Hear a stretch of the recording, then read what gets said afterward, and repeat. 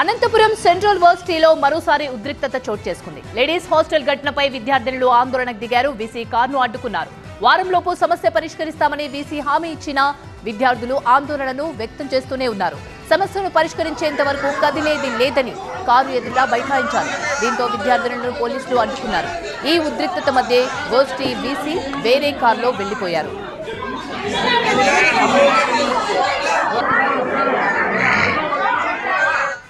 అనంతపురంలో సెంట్రల్ యూనివర్సిటీలో గుర్తు తెలియని వ్యక్తులు విద్యార్థుల బాత్రూంలోకి తొంగి చూశారంటూ ఆరోపించారు. బాత్రూం దగ్గర నిచ్చెనలు ఉన్నాయని అంటున్నారు స్టూడెంట్స్. దీనిపై వీసీ సమాధానం చెప్పాలని స్టూడెంట్స్ డిమాండ్ చేస్తున్నారు. సెంట్రల్ యూనివర్సిటీలో కలెక్టర్, ఎస్పీ విచారణ చేపట్టారు.